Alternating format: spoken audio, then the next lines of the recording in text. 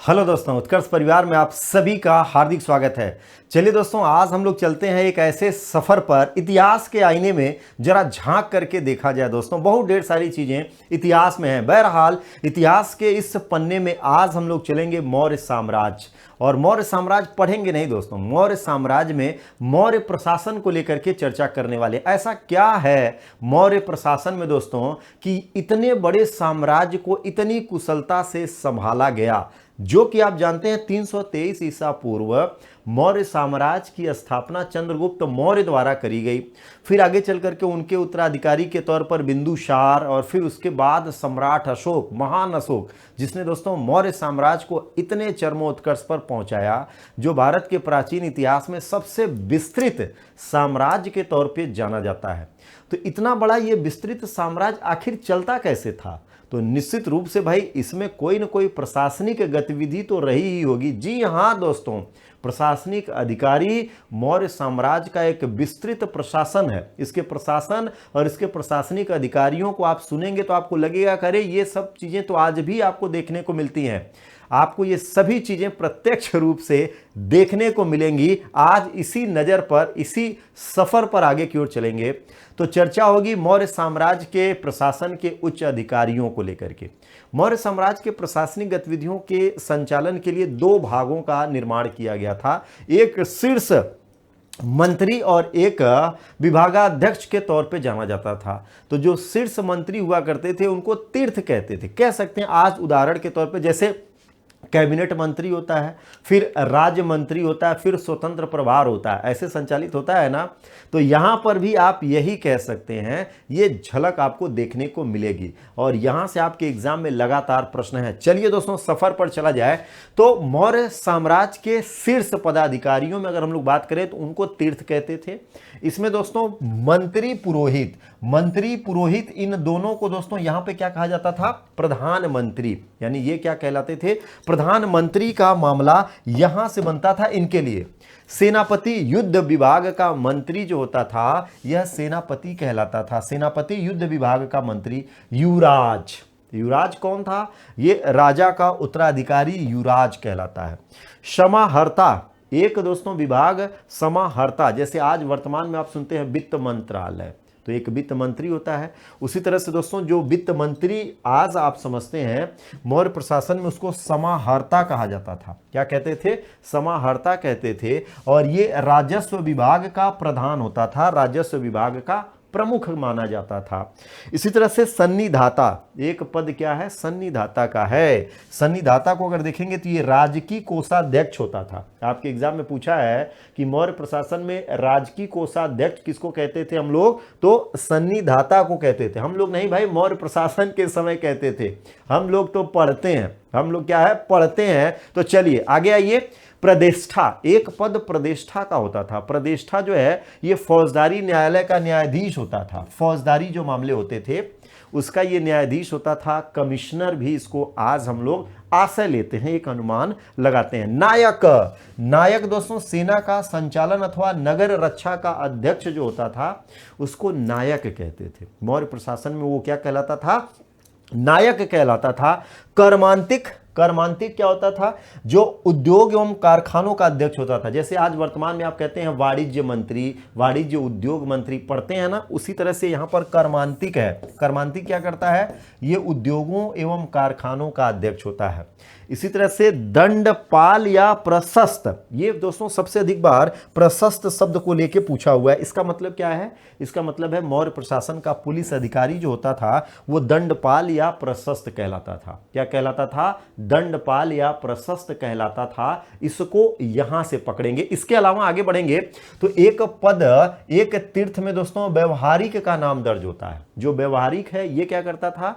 ये नगर का प्रमुख न्यायाधीश होता था। व्यवहारिक नगर का प्रमुख न्यायाधीश होता था। इसी तरह से नागरक होता था, जिसको पौर भी कहते हैं, नागरक या पौर कहते हैं, यह नगर का प्रमुख अधिकारी या नगर का कोतवाल होता था।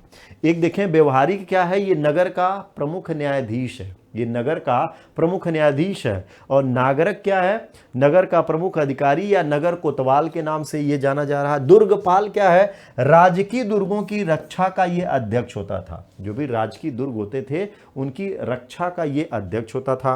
अंतपाल सेना प्रबंधक भी इसको कहते हैं, अंतपाल सेना प्रबंधक है, ये सीमावर्ती दुर्गों का रक्षक कहलाता था। क्या कहलाता था, जो सीमावर्ती दुर्ग हैं उनके रक्षक के तौर पे इसको जाना जाता है। अटाविक, अटाविक दोस्तों वन विभाग का प्रधान जो होता था अटाविक कहलाता था। सबसे ज़्यादा एग्जाम में वन विभाग का प्रमुख पूछा है कि मौर्य प्रशासन में वन विभाग का प्रधान क्या कहलाता है, तो अटाविक कहलाता था। क्या, अटाविक, इसको यहां से करेंगे। इसी तरह से परिषद का अध्यक्ष होता था, इसको दोस्तों मंत्री परिषदाध्यक्ष कहते थे। जो परिषद का अध्यक्ष है वो क्या कहलाता था, वो मंत्री परिषदाध्यक्ष के नाम से जाना जाता था। ये मौर्य प्रशासन के शीर्ष पदाधिकारी हैं, उच्च पदाधिकारी हैं।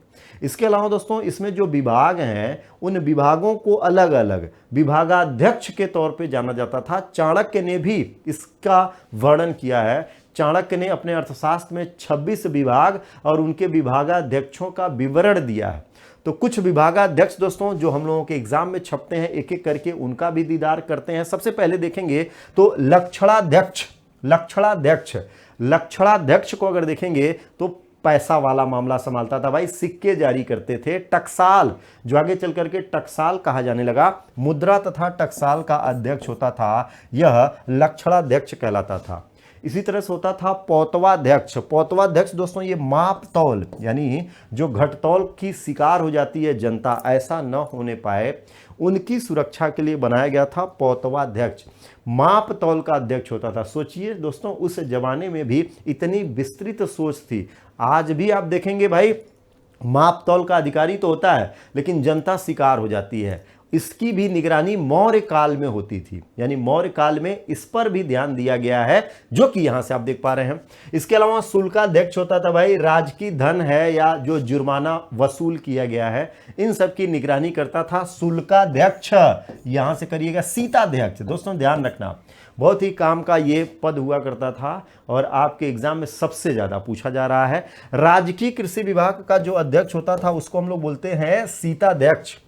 इसी तरह से दोस्तों खनिजों के निष्कर्षण के लिए जो जुड़ता था उसको आकराध्यक्ष कहते थे, जो खानों का अध्यक्ष कहलाता था, यानी जहां से खनिजों का निष्कर्षण होता है।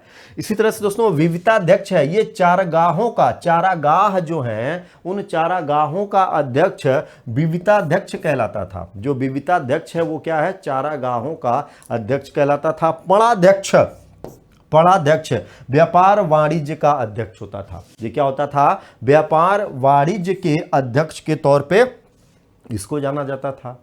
इसी तरह से एक विभाग बना हुआ था नौसेना के लिए। ध्यान रखना, नौसेना का भी दोस्तों प्रमाण मिलता है मौर्य साम्राज्य में, क्योंकि नौसेना अध्यक्ष का जिक्र होता है। और ये नौसेना अध्यक्ष कौन है, नवाध्यक्ष। नवाध्यक्ष को क्या बोला जा रहा है, नौसेना अध्यक्ष के तौर पर यहां पर जाना जा रहा है। तो निश्चित रूप से नौसेना रही होगी, तभी तो इस पद का सृजन प्रशासन में देखने को मिलता है।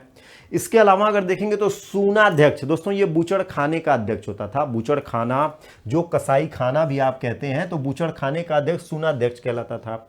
इसी तरह से संस्थाध्यक्ष था, जो व्यापारिक मार्गों का अध्यक्ष हुआ करता था।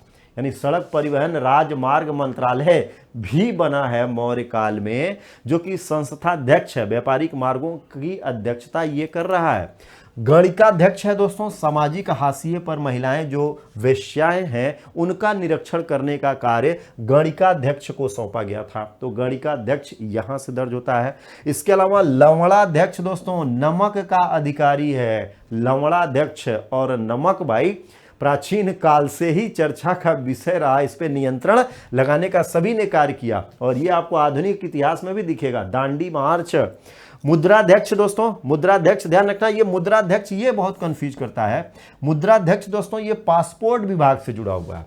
पासपोर्ट विभाग का अधिकारी हुआ करता था, मुद्राध्यक्ष कहलाता था। इसके अलावा दोस्तों महामात्रा प्रसरण गुप्तचर और खुफिया पुलिस और सूचना विभाग करता था। और यह दोस्तों बहुत ही इंपॉर्टेंट डिपार्टमेंट कह सकते हैं, विभाग मौर्य प्रशासन में होता था, क्योंकि वर्णन है कि मौर्य के प्रशासन के कुशलता से संचालित होने का सबसे प्रमुख कारण उसका गुप्तचर विभाग था, यानी उसका गुप्तचर विभाग, जिसको महामात्रा प्रसरण के नाम से भी जाना जाता है। क्लियर। इसके बाद दोस्तों एक सूत्राध्यक्ष है।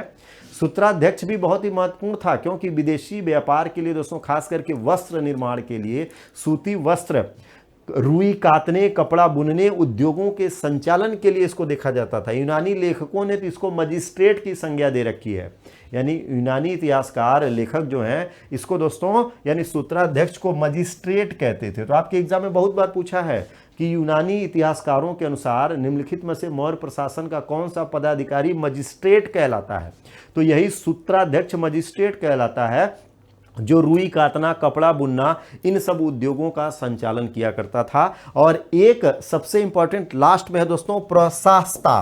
प्रशास्ता ध्यान रखना, ये कागजातों का अधिकारी होता था। जितने भी पेपर वर्क्स वगैरह हुआ करते थे उनका ये संकलन करता था, जो भी लेख वगैरह हुआ करते थे उनका संकलन करने के लिए ये जाना जाता था। तो ये है दोस्तों इस विस्तृत मौर्य साम्राज्य के स्तंभ, जिनके कंधों पर भारतीय इतिहास का इतना बड़ा साम्राज्य टिका हुआ था। और अपनी ईमानदारी, अपनी पारदर्शिता, अपनी कुशलता से इन सभी लोगों ने महत्वपूर्ण योगदान दिया, जो कि आज भारतीय इतिहास का दोस्तों सबसे बड़ा अध्याय और सबसे महत्वपूर्ण भाग बनता है। तो बने रहिए और लगे रहिए इसी श्रृंखला के साथ। मिलते हैं आप सबसे कुछ अन्य नए महत्वपूर्ण विशेषांकों की श्रृंखला में। तब तक के लिए जय हिंद।